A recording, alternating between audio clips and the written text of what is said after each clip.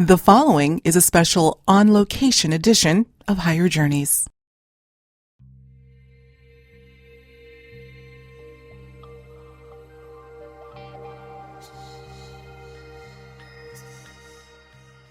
Is there a new kind of human gracing our planet right now? And if so, who are they? Why are they here? And what do they know about the existing agendas to monitor, mimic, and potentially misuse their undeniable intellectual and metaphysical abilities? In this, my fourth interview with the extraordinary Mary Rodwell, a researcher into the phenomenon of this new human, we sat down while on location in Los Angeles to discuss the multi-dimensions these individuals demonstrate. Whether it's extreme telepathic and telekinetic abilities, self-healing capacity, or even the ability to make themselves physically invisible to others, these are just some of what Mary has documented in her broad spectrum of research. And as far as she is concerned, this is what we all can aspire to while living on this planet. But first, we must learn to listen to these individuals to understand their unique perspectives, and then take that leap into becoming the new human.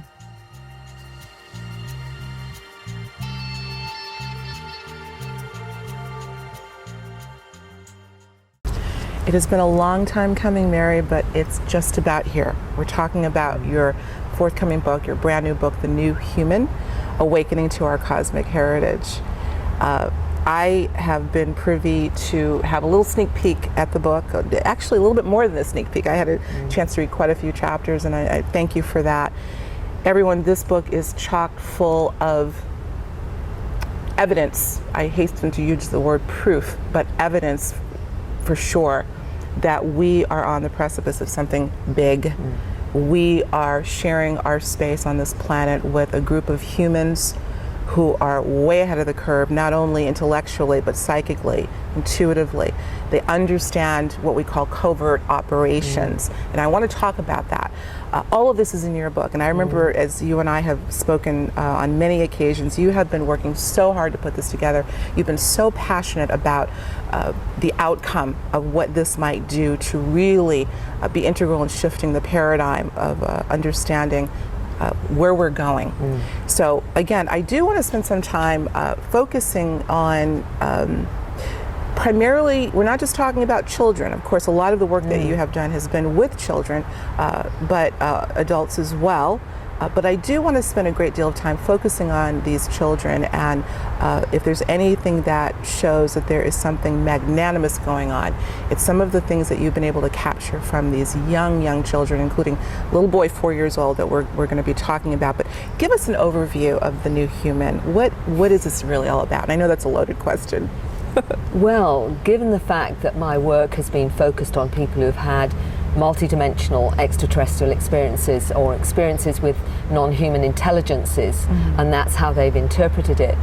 Initially, I was looking at how that experience shifts people into new awareness, and they were known as, contactees or abductees or experiencers or whatever. But what I discovered was that this wasn't happening to just one generation. That what I was seeing with these experiences was that they were intergenerational, that it seemed like each generation was a kind of upgrade from the previous one.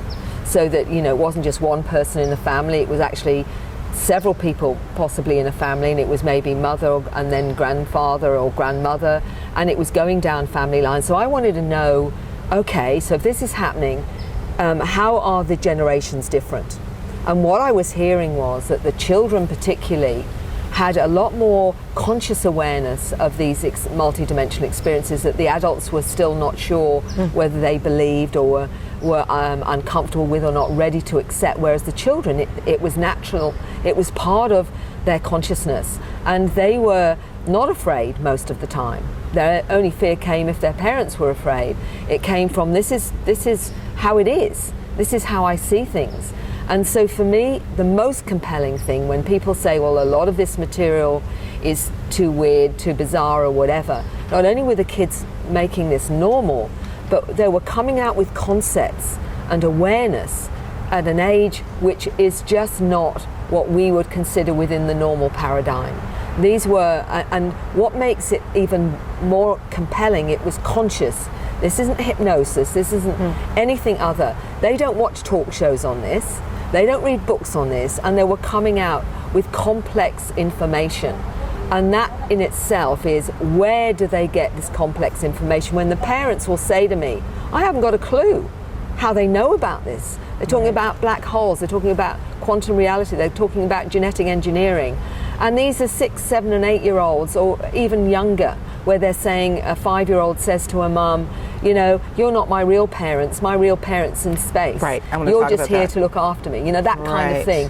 Where does that come from? And they're not the only one. I'm hearing this all across the globe. This is not just one country or another. Sure, absolutely. Not just one ethnicity, not just one. There's absolutely no. Well, here's something. Are you finding that there are certain cultural segments, certain parts of the world that may have more of a not a proclivity, but more of them in one area than another? I don't know that even matters, but since we're on the subject, more, say, coming from the UK versus the US versus Australia, any particular indigenous cultures that you were able to sort of pluck out or know? I'm seeing this as a global phenomenon. It doesn't really matter what their culture is or belief system. It doesn't, yeah. What I am saying is that this is a kind of upgrading of humanity, and it covers the whole gamut. It doesn't matter what kind of, you know, belief system you have. It doesn't matter what age you are. It doesn't matter in any sense of what part of the globe you come from, except for the fact that the culture may affect how much you interpret or understand it. Okay, that's so, a good you know, point. in South America, they're very comfortable with this.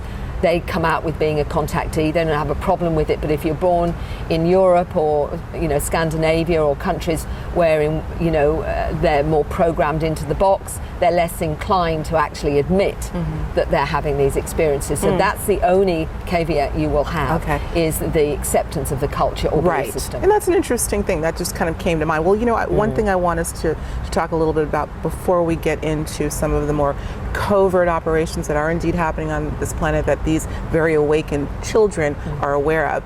But something that you said I find very interesting, and that is the intergenerational component of this phenomenon. You know, we hear the term new children. Many of us are familiar with the crystal, indigo, rainbow, star, et al.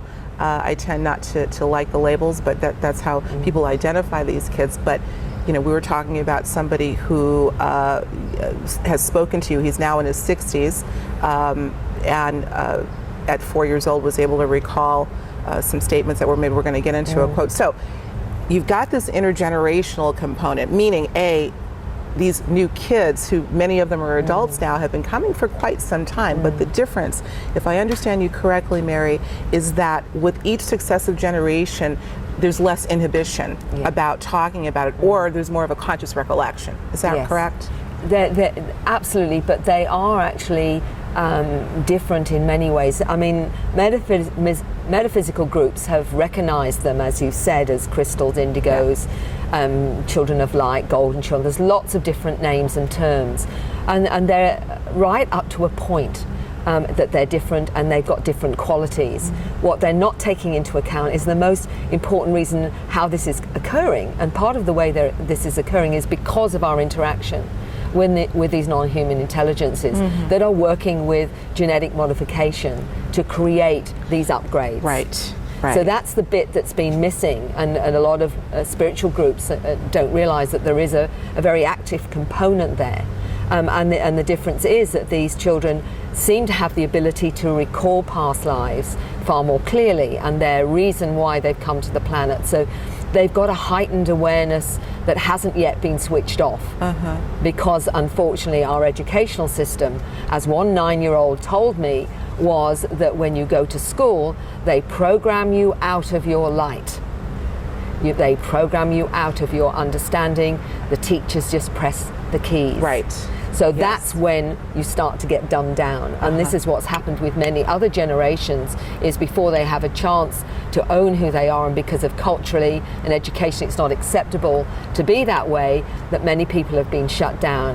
And these kids at the moment seem to have a resilience to that, because they may be ADHD, they may be Asperger's, they may be autistic. So it's harder to program them we're seeing it as a dysfunction, but actually they're showing us where we're going because they're indicating a multidimensional reality that we have lost access to in Western society particularly. I want to spend some time talking about that as well in terms of the dumbing down, not because the teachers don't know any better, but because it could be part of an agenda to shut down this extreme intelligence. But before we do, let's get to this quote, because I find this, we were talking offline about this, and I wanted to make sure this was said verbatim by a 4-year-old little boy. His name is Mike Oram from the UK. At 4 years old, this is what he said, quote, "Mom, you are my parents as far as bringing me onto this planet, but my real parents are in space.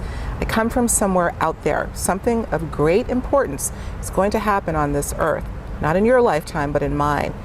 It will affect all units of consciousness, whether they are mineral, vegetable, animal, or man. It is to do with global consciousness, a vast change of consciousness. And that's why I'm here at this time, to experience this change," end quote. I want to reiterate, a 4-year-old little boy. Maybe some of you out there won't be surprised, because we have so many absolutely intelligent children these days who are enunciating things that are far more mature than even some of us adults can do. But let's talk about that for a bit. This is worth pondering for a moment.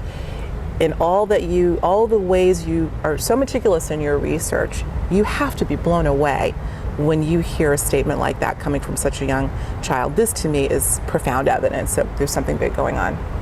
And that's why I focused a good part of the book on the families with these children, because not only am I blown away, and I'm a grandmother and I'm a mother, I have 3 adult children and I've got 4 grandchildren.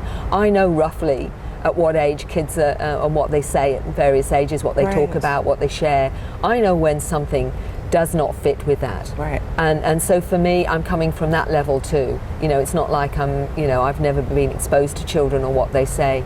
I get parents writing to me and saying, this is what my son or my daughter is saying. I don't know where to go with it, because it is so out of my understanding that they'd even know this, or even understand it. What do I do with it, Mary?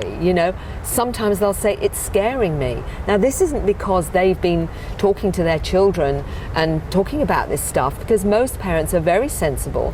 If they've had experiences and things, they don't talk about this information to the children. They're in fact, if anything, they're very careful about what they say. So when their child comes out with an experience where they say they've been either up on spacecraft, or they're being taught by a particular being that's family or whatever, or a little blue being, as one young 9-year-old told me was her guide, and even having a name and saying she teaches me things, the parents are saying, I really don't know where to go with this. What do you make of it, or whatever? And these are parents, as I say, on most occasions, they're very careful about what their child is exposed to or not. So they know it's coming from another place, but really not sure how to approach it or what to do to be the best parent around this kind of information. How do they find you?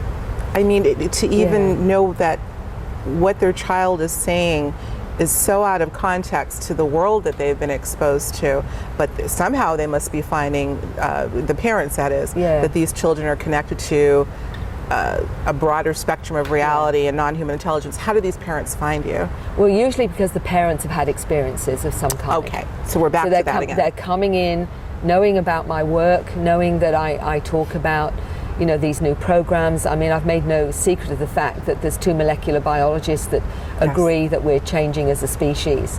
So, the lectures are out there, the YouTube's out there, and we know that goes everywhere. I mean, I'm amazed that I get emails from Africa and, Europe and South America, Alaska.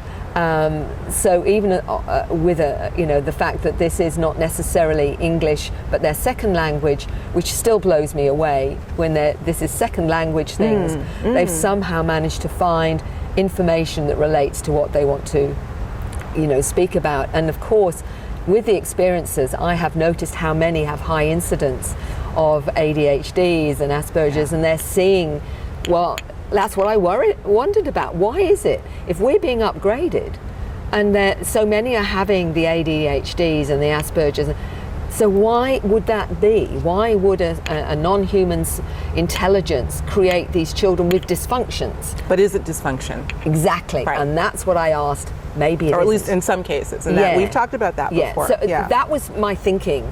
Because I constantly try and you're trying to work it out. Right. You're trying to follow the clues, you're joining the dots. And the dots were, why would we have these children that are all different? So it was coming from that, and the parents saying, but I've got 2 kids, and one of them sees spirits, one of them sees energies, and talks about that. Another one says that they came from the planet Orion, and that they were, a physicist there and what have you. Where did they get this from? But they are the experiencer that is realizing they've had some kind of form of encounter or contact, and then noticing their children are that little bit more aware. And then where do you go? Where do you go? Let's talk about, we kind of scratched the surface, this idea of genetic modification of humans, DNA manipulation. This is deep, and this may be difficult for some to grasp, and maybe for others, particularly our audience, maybe not, because the idea of the fact that we have been tinkered with by, as you referred to, God's with a little g. It's not necessarily new. The conversation isn't new, and yet it's still going to be a bit sketchy for some, or hard to grasp. What do you know about that DNA manipulation of all of us, I suppose? Yeah. Well, to some degree. Yeah, I mean, I'm someone that really does need to qualify as much as possible from the 3D information that we have. What I suspect may be going on. It's you're always wondering. And I'm an ex-nurse midwife. I've got a very good left brain, and I want to know where is the actual evidence that we are, if you like, a created species? And there's lots of dialogue around that. And one of the most well-known is the co-founder of the DNA molecule, Dr. Francis Crick. And what's fascinating about him is, in his book Life Itself, he's actually talking about the fact that he believed the seeds of life came in a spaceship. That's, he's talking in the 1950s, 60s, around this kind of time, where he's saying that. So where is the evidence of that? And one of them is, and it's not denied by geneticists, that we have 223 genes in our DNA that is a sideways insertion of genetic material. It did not come up the invertebrate phase of our evolution. It's a sideways insertion, and it's all to do with higher psychological functioning. And I was told after that, when I came across this material and I talked about it, I met a gentleman who was a scientist who told me that he worked with Dr. Crick. He actually lives in Australia. And he said the 223 genes that we have, he said, are in no other species on this planet. No other species. So where did they come from? Where did they come from? Where did they come? All to do with higher psychological functioning. So that in itself, now I've also got information from a whistleblower geneticist that wrote in a book called The Intervention Theory by Lord Pye, who was investigating a star child skull that had an enormous number of anomalies that was found in Mexico. And he found that the mitochondrial DNA, which is the mother's DNA, was actually not human.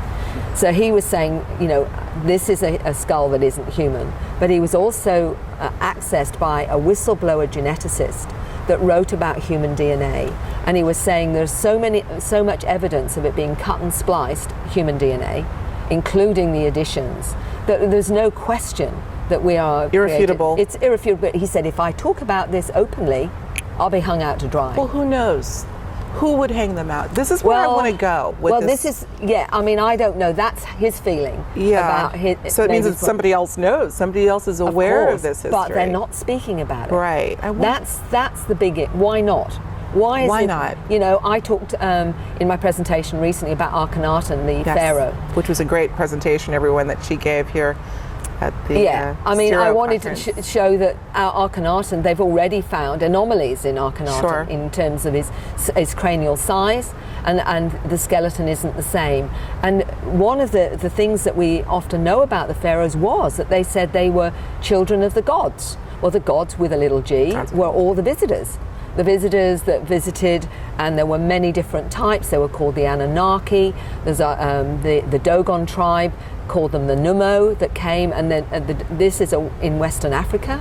And the Numu were part fish, part human, and they talked to the Numu, to the Dogon tribe about genetic engineering and where they were from and what star system they were from. And this tribe knew about these star systems before we did.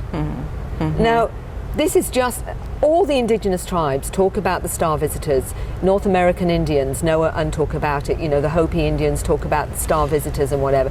So we've got this beautiful array of indigenous tribes all across the globe talking about these different visitors, the grey beings, which the Aborigines call them the Wandjina, and even the manta beings, which are insect-like praying manta beings, they call them Mamu.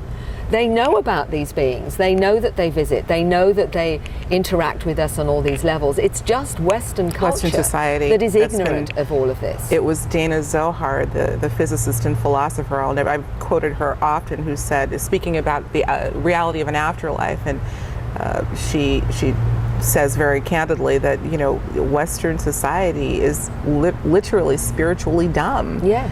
That exactly. Perhaps not of their own accord, but have been made to be so. So that's fascinating. Well, you know, so what I think we're talking about is a broader genetic modification or DNA modification, species-wide, yes?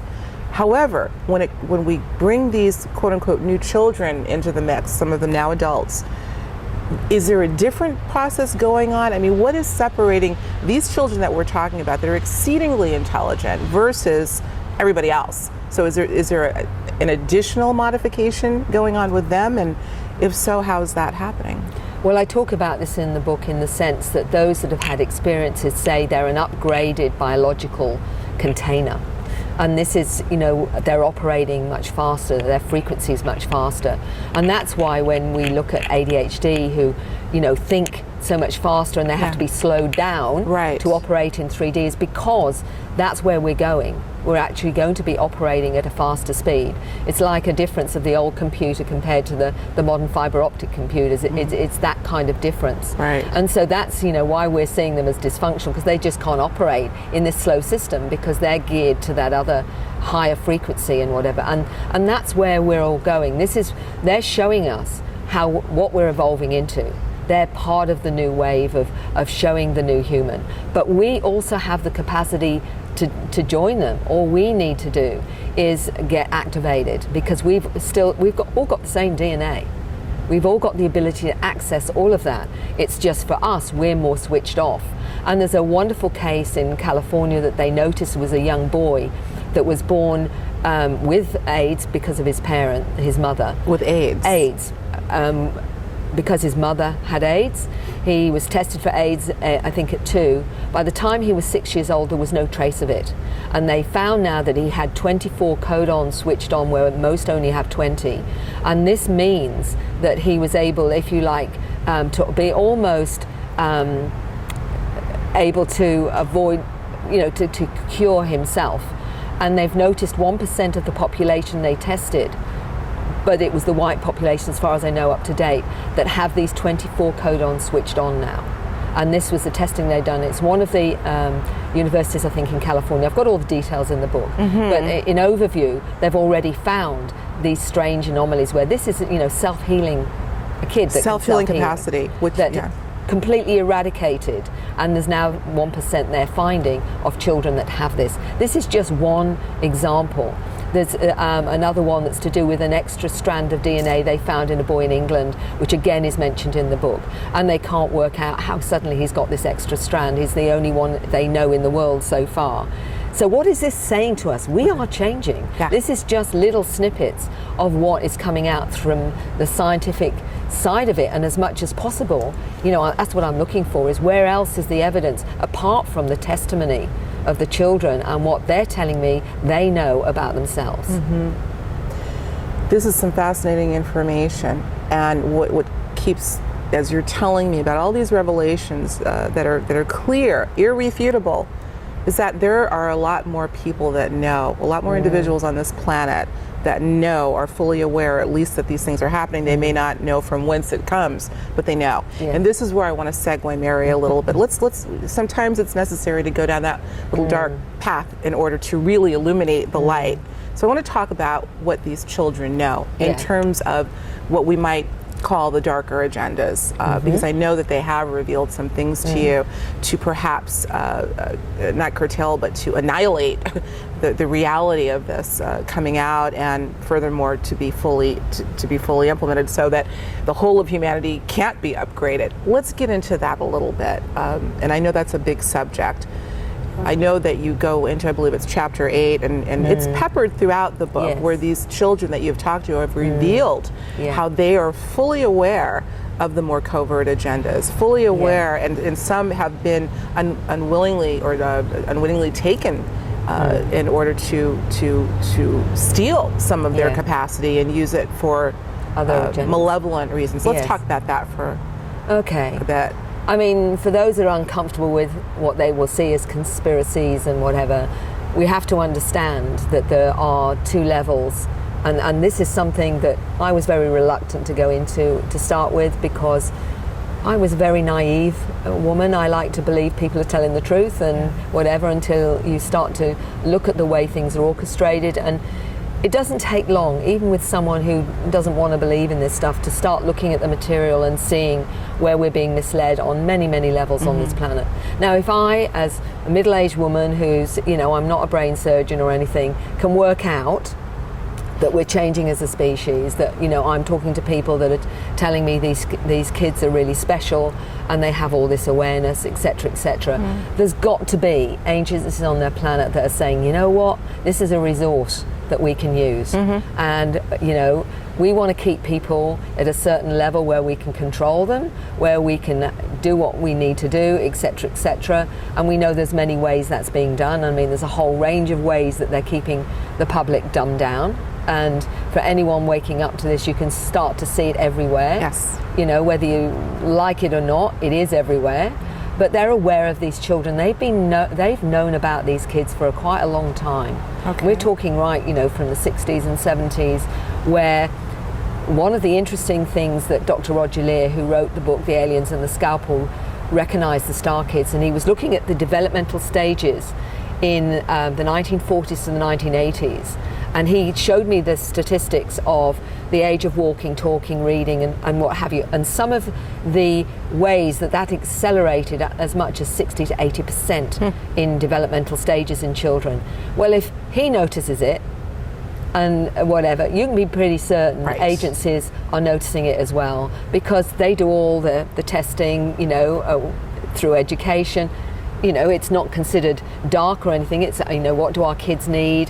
What level of awareness have they got? And all these things, they have access to all of the stuff that I certainly don't. So they're going to know, and I believe they know, because what the children are telling me is they are aware of bases where these children are taken, when they know, and they know by there are ways they can tell now, and I think there's even probably some way they can tell even from the blood tests that they do.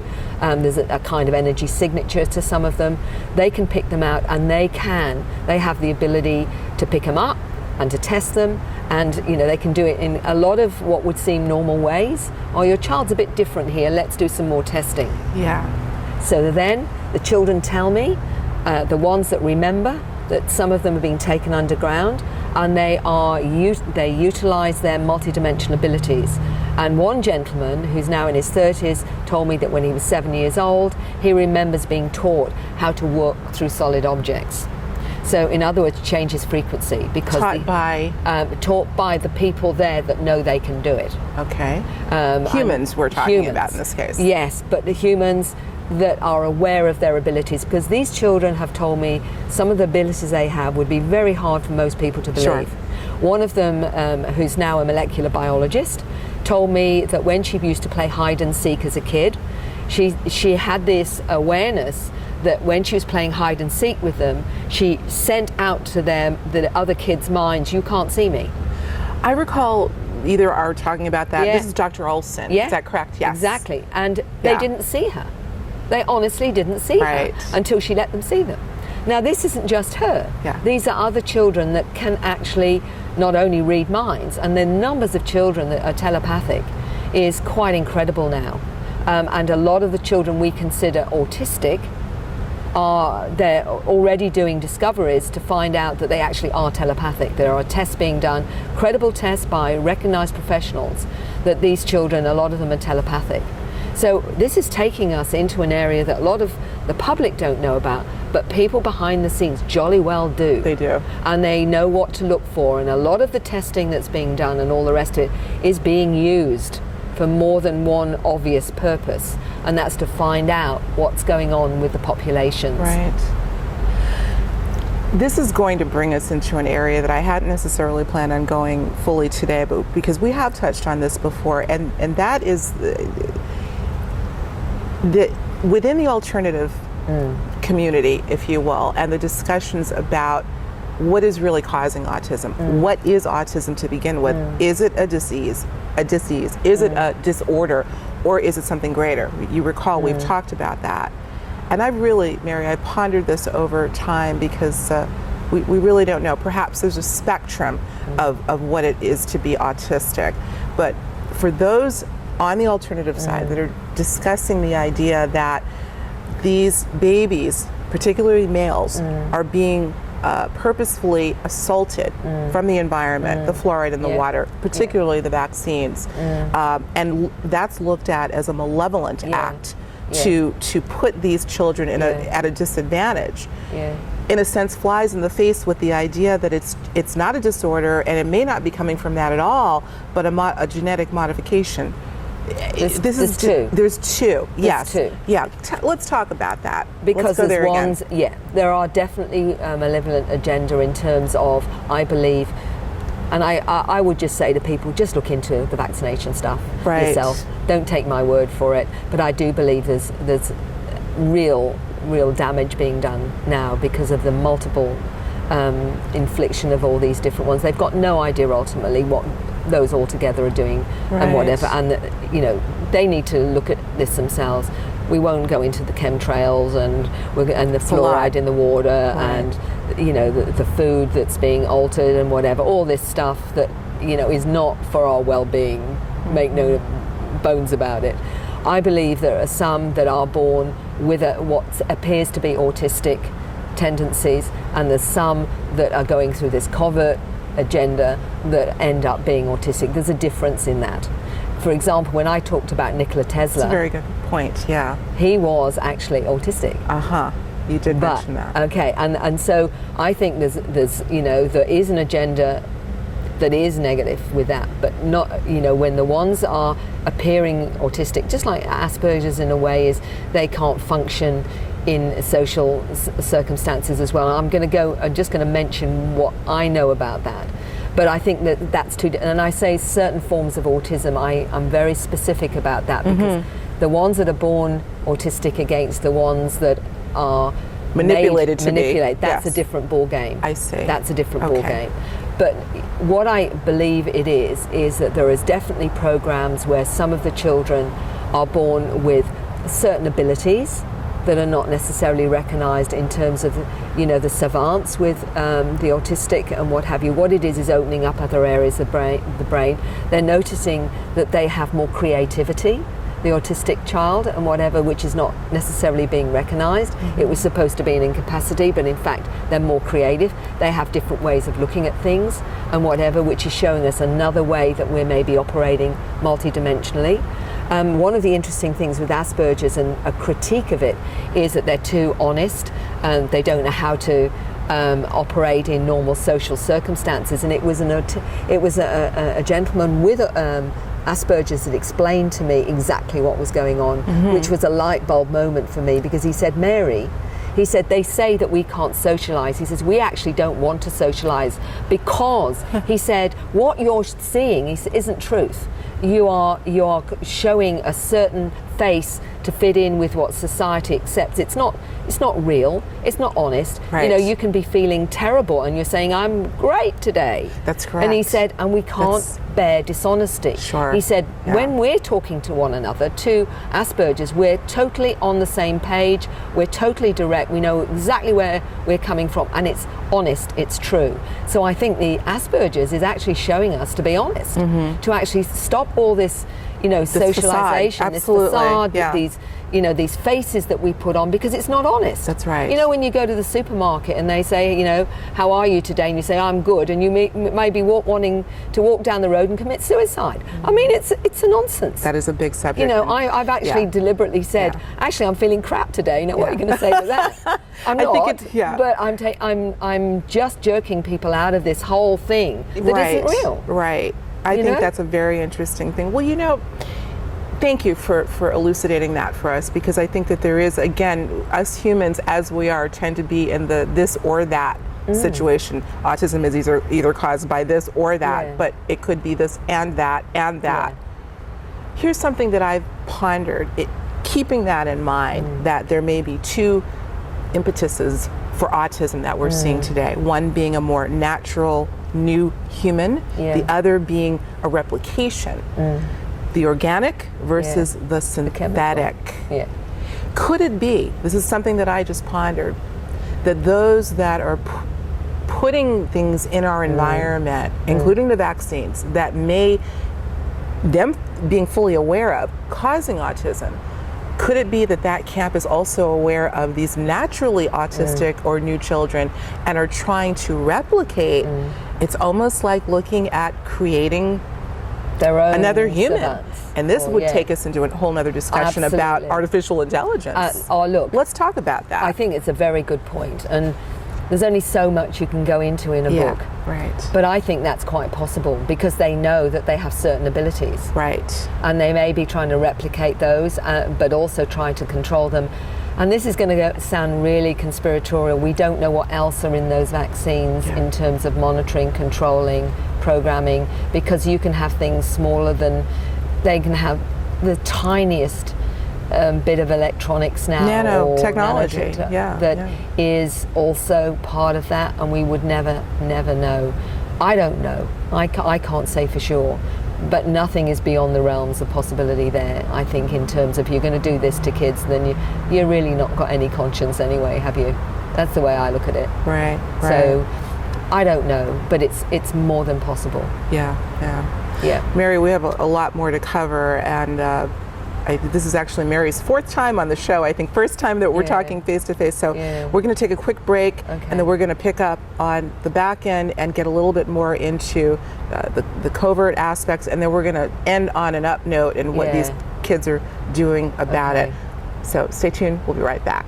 I want to stay on this subject of autism, and let's call it the autism debate within the alternative culture for a bit, because you, as we talked a little bit off air, you've said that you really spent some time tackling this in your book in terms of this discrepancy or this sort of schism with individuals, that autism is caused by from a conspiratorial standpoint versus just a misunderstanding. So how do you handle that in the book? I look at some of the testimony from people like Dr. Olson, who's a molecular biologist, who said that she's one of the, what she calls the letter people, which is one of those. And she said, and initially she was seen as slightly autistic as well. So these are the ones that are seen as dysfunctional and either given the label of autism, they may be given, these other labels, ADHD or whatever. So what she's saying is that it's just a misunderstanding of what properties or abilities that they have, against the ones that seem to have been triggered into an autistic state by what may be vaccines. Seems to be the big one, and there's a huge debate around it, and I just ask people to read up for themselves and make up their own mind, which is an artificial way of bringing that in. But what I have discovered is that what we're also taking out of this, and I'm pretty certain I've mentioned it in the book, is another account of a child who was autistic that described how they see the world in a completely different way, and how they sense things and feel things in a completely different way to the average human. So it seems like it expands certain of our bits of our awareness, if you like, when we're in that space, because we're using different parts of our brain, and there's more creativity for some reason within the autistic spectrum, but it's experienced in a different way as well. So we have to really go into the mind and awareness of the autistic child to understand what it is that is different about them. And this is what I discussed briefly. Dr. Olson talks about how she understands it, how they found they have more creativity in terms of their abilities. That is now an accepted thing. They found that they're telepathic. So if you've got a child that gets frustrated and gets angry and you can't communicate with them, which a lot of them exhibit, what you're forgetting is that they're picking up on your thoughts. So if you've got a parent or a carer that's getting annoyed or frustrated or whatever, then that child will emulate that. So you've got to look at literally your take it on. I mean, you've got to empaths. realize, that they're empaths, and that they may be actually just, fronting you with how you're feeling, because they're picking up that from you. Do you think they're doing that with a motivation of compassion, that they're trying to eliminate hurt from somebody that they love? When they, let's say a parent lashes out or is upset about something, and the child, you and I have talked about this before, the child literally takes on that emotion. Do you think that is it just by default, or do you think that there's some measure of love there, that they want to take it away, they want to take the pain away from their parent? It might be both. Could be both. Because one of the things that Tracy Taylor talked about, when the child is born and is telepathic and aware, they even have to learn what solid is, because they see everything as energy. And what they have to also learn is, if they're connected to the mother, that to separate out that's mum and that's not me. Because they are so, if you like, connected to the mother's energy and her consciousness, that they have, for a while, a difficulty in actually separating out what's me and what's someone else. And a lot of the intuitive kids have the same thing. They're not sure what is them and what is you. There are no boundaries. Yes, until they learn, oh, hold on a minute, that's that person, that's not me. Right. Because that's the biggest difficulty with an empath, is knowing the difference between their own energy and feelings and what they're tuning into. So it's like us, we all have to learn how to walk a certain way so we don't fall over. They're having to manage energies and understand, it's thoughts. a lot of work. That's what they're learning. A lot of work so they struggle and they'll get frustrated. So we've got to understand that we're showing them this much of reality, and they're seeing this. Yeah, it's almost like they're retrofitting themselves into a backward planet. That's exactly right. How do they reconcile that? This is something that I really wanted to ask you. I mean, these children, they are human. They may be new human, but they're human nonetheless. And I know that for those of us who are seeing a very broken world, and I was saying to someone yesterday at the event, it seems that many of us have one foot on one planet and one on another, just in our mindset and how we operate. But for these new children that are right in there, these children that you're talking to, how on earth do they reconcile the talk about a schism or cognitive dissonance, dealing with the majority on the planet who are so switched off still, and yet they know so much more. They're being misunderstood. That frustration they may be having, for that reason, they're getting fed drugs because of the misunderstanding. How are they dealing with that psychologically, Mary? Well, some don't. I've even talked to some of the teenagers or those around 10 or 11 that have said they've wanted to die. They've not wanted to be here. And one of them, I remember, he's now 16, but I remember him saying to me that when he was 10, he was either 10 or 11 when he wanted to commit suicide. And the reason was that he was explaining to his family his experiences, his awareness, and they were saying, oh, for goodness sake, get into the real world and forget all of that stuff. It's just your imagination, stop being so silly and whatever. So he said to me, Mary, I tried to be 3D. He said, and I got to the point where it made me so depressed, just thinking this was all there was, that I wanted to end it. I wanted to die. And he said, and I thought to myself, well, if being in 3D is going to make me want to die, if I want to hang around, I'm going to have to go back to my greater reality, even if it's difficult. I'd rather do that, because at least it gives me a reason to live. And he said even going to school was difficult, because he would tap in to other people, the children's emotions. If they'd had a bad night with mum and dad or been beaten or whatever, he would feel all of that. And he said, you've no idea how painful that is, to actually be in an environment where I'm picking up all of this from all the other children. and their pain, their unhappiness, or their problems. He said, I just found it almost impossible to go to school Yeah.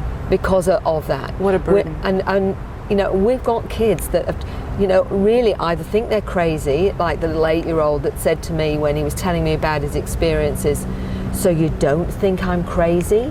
All of 8 years old, you know, checking out his sanity. You've got a, you know, 10-year-old saying, I don't want to be on this planet. It's too hard. And talking about suicide, for heaven's sake. Do you think that is, I mean, we all know that the suicide rate amongst youth has gone up exponentially. I don't know the numbers offhand, but we know that it's alarmingly high. And of course, we're not going to hear this on the evening news. We'll hear the statistics, but we won't hear the reason why, or at least the real reason. Do you think that perhaps part of this is due to what you're describing, that the kids that we're hearing about that may have killed themselves because of bullying may just be a cover in some cases, that this rise may be coming from these new children that just can't bear to stay on this planet and they succeed in leaving? I think it's that, but I also think that they are bullied because other children will see them differently. They sense their energy is different. So they're, you know, kids are very good at intuiting somebody who's a bit different. And I think they do pick on them as well. So I think it's probably a combination of them both. So that is why I talk about needing a new education. And this isn't a rerun of any education we've got on this planet right now. I have met older generations of starseeds that say, I know we have to create something different for them. And this is where you give the child the space to be who they are, to tell us what they need, so they can be all they can be. So we're being taught by them. We can help them manage a 3D world, which is what they're going to need, because we're also operating in a 3D, but they're going to teach us what we need to know about their reality, so that we can also then be taken along with them. So the school is a reverse of everything we know about education. It literally is a reverse. They will be the teachers to us, and we will show them how to manage being in 3D, look after their biological body and eat properly and all the rest of it, and be the nurturer there. But they will actually teach us what we need to know to grow into this new reality, this new understanding of who we are. I find that so interesting because I hear this sort of mantra. I remember once I had somewhat of a lucid dream in which I heard a voice saying to me, sometimes you're the teacher, sometimes you're the student, sometimes you're the teacher. This happened over and over again, and it sounds like that's what ideally could be created here. And in the process, this is just sort of a word picture that I'm getting, or a picture that I'm getting, that in the process of that reciprocal idea, that a third reality is then created. We've now blurred the 3D. Maybe we've even jumped. Maybe that will be the catalyst to take us to the 5D. So that's a very interesting thing. Well, it was interesting that this 9-year-old in Europe said to me, I'm 9 and I'm going to be helping my mum wake up, but my brother, who's only 3, is going to teach me. So she was aware that the earlier generations are the ones that continue the process to the ones that apparently are older, but actually in terms of understanding are not. We're really going to have to completely reframe how we see this whole system. I think of the parents that are out there now. You're talking about, fortunately, there are some parents that are somewhat switched on, at least switched on enough to listen to these children, to be able to realize something's going on here. I'm going to reach out to Mary Rodwell to get more insight. I'm going to invest in this because there's something special going on here. But I know that there are a lot of parents, well-meaning as they are, that are completely oblivious to this greater reality and are falling in line with what the system recommends. The system is completely out of line with understanding, particularly on the lower level, of what's going on. What would you say to the parent that might be listening or watching this that stumbled upon it, had no idea that this was even going on, but is getting lots of aha moments in terms of my kids doing this, my kids doing that? What's going on here? What would you say? First of all, I'd say listen to your children. Ask them about how they see things. How do they understand things? What's important to them?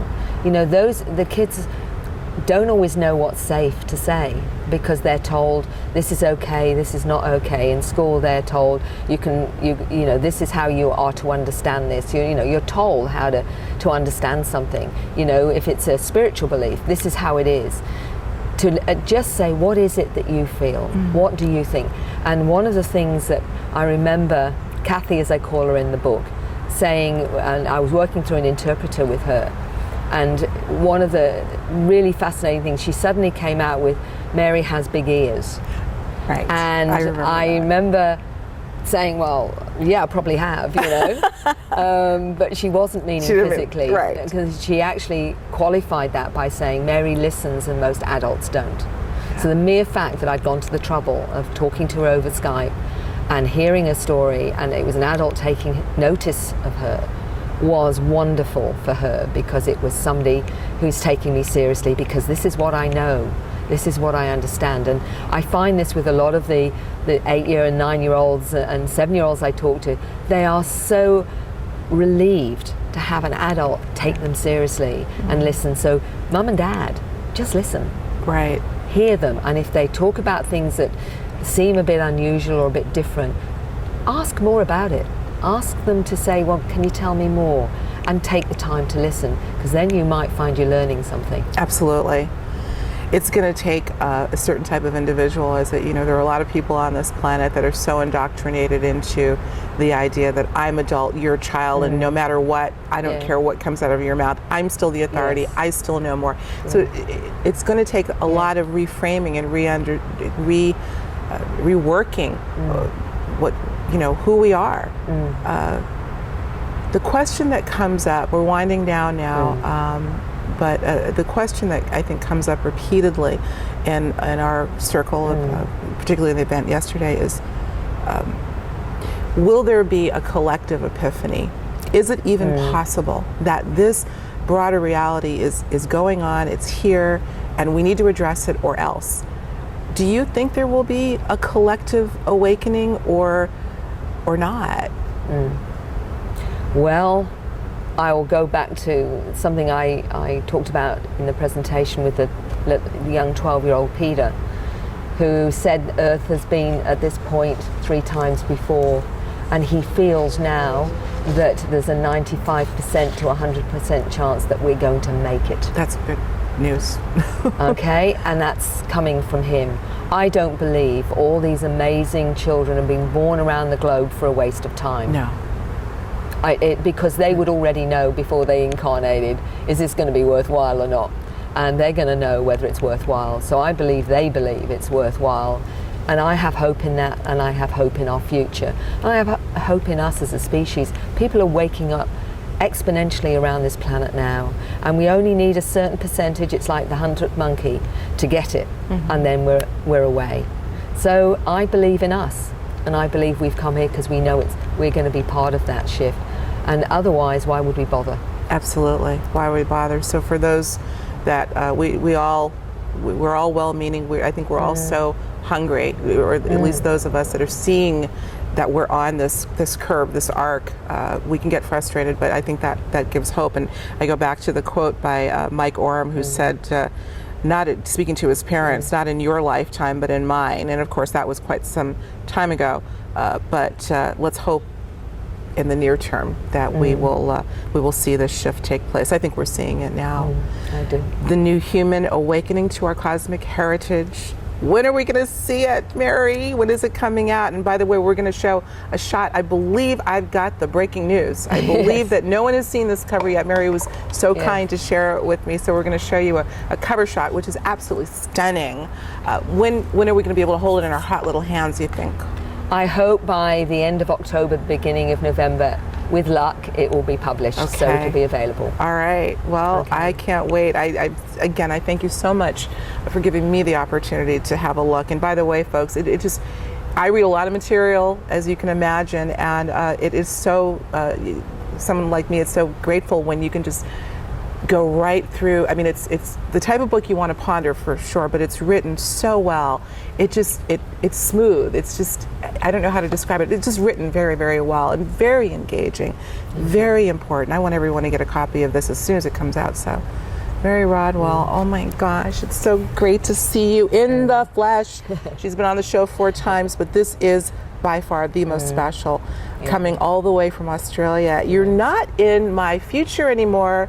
You're now in our past. That's right. Thank you, Mary. Love you. Oh, thank you so much for inviting me to speak. Take care, everyone. In an age where we are apparently seeing these new humans increase in number, Mary contends that this unique species has been here for generations. In fact, the intergenerational component is something she's noted as key to understanding the true evolution of the human species.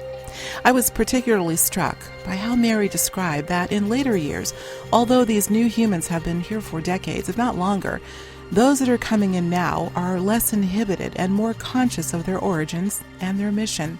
Still, others are suffering in silence, wanting to leave this 3D world, not understanding why this planet appears to be so upside down. Regardless of what some of you may think about the reality of the new humans, I think it behooves us to take the time to listen to those who you may think of as different, to learn from them, and allow us to teach them about who we are right now. This is a time of convergence, an opportunity to blur the lines of polarity and difference, and create what can truly be a brand new human in a brand new world.